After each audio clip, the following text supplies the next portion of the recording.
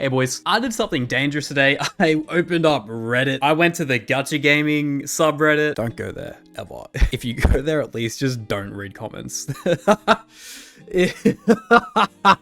don't want to talk about it. It's just despair. What I did find though on the Gacha game subreddit was there was a post regarding ZZZ, and the main developer of ZZZ is saying that Gacha doesn't make much of a difference.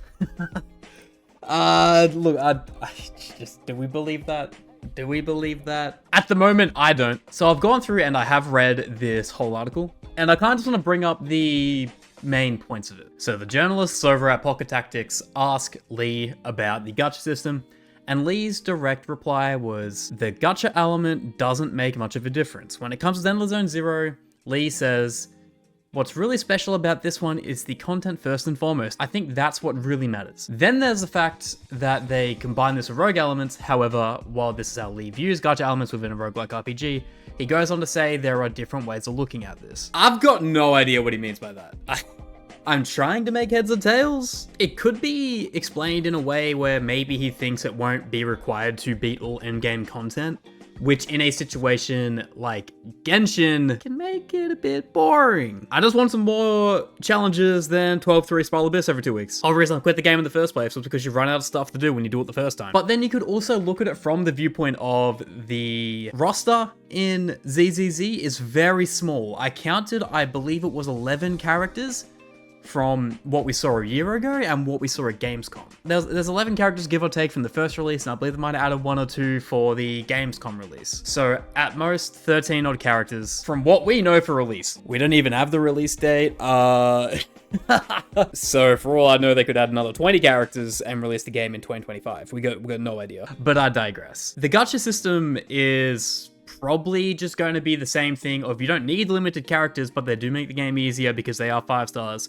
And naturally better than what you get free to play. But that's every gacha game. But enough on the gacha aspect. I want to talk about another couple things in this video as well from the same article. Like, I think at one point he says that it's coming to Switch. Good luck. He also mentions the main characters in the game. And what he says about them is that they're quite different in the way that Proxies also have jobs. That's the name of the main characters, they're Proxies. Genshin's got your, I don't even remember what it was called. Traveler? I think it was Traveler. Let's say Traveler. Genshin's got your Travelers, Star Rail's got your Trailblazers, and this game's got Proxies. So Proxies have jobs. They fill certain assignments.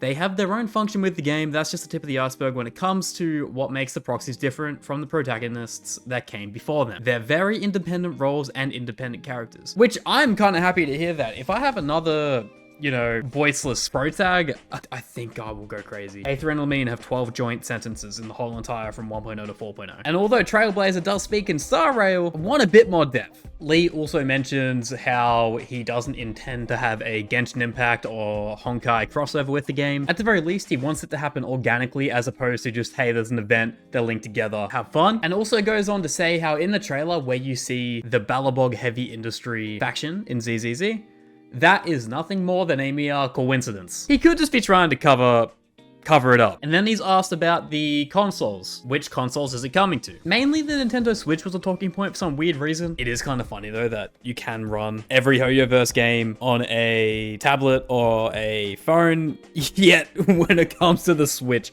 it's just not compatible. I believe they announced a Switch port back in 2021? That was 2 years ago.